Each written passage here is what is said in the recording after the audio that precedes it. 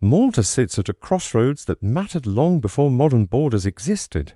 Positioned between southern Europe, North Africa, and the eastern Mediterranean, the island became important, not because of what it produced, but because of what passed near it.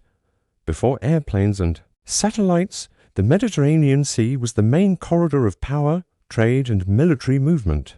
Whoever controlled key points along it could influence everything that moved through it. And Malta was one of those points. That is why the island was never ignored for long. The Phoenicians arrived, first not as conquerors, but as traders using Malta as a strategic stop along their maritime routes. When the Romans took control, they did not turn it into a political center. Instead, they treated it as a naval and logistical asset, a place that supported movement rather than defined it.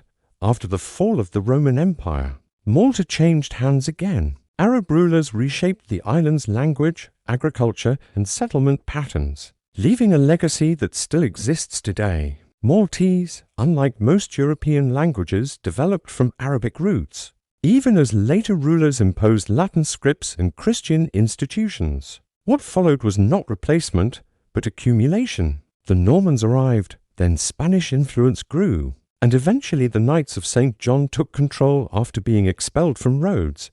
For the Knights, Malta was not a cultural prize, it was a defensive necessity.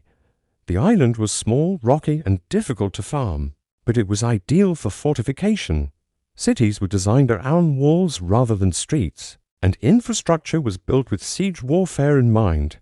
Valletta, the capital, was engineered to resist artillery fire, not to impress visitors. This defensive logic was tested in 1565, when the Ottoman Empire launched a massive assault on the island. The Great Siege of Malta lasted for months. The defenders were outnumbered, supplies dwindled, and the situation often appeared hopeless, yet the island held. That resistance altered the balance of power in the Mediterranean, slowing Ottoman expansion westward and reshaping European strategic confidence. For an island of Malta's size, the consequences were far larger than expected. Centuries later, the British reached the same conclusion every previous power had reached. Malta mattered because ships mattered.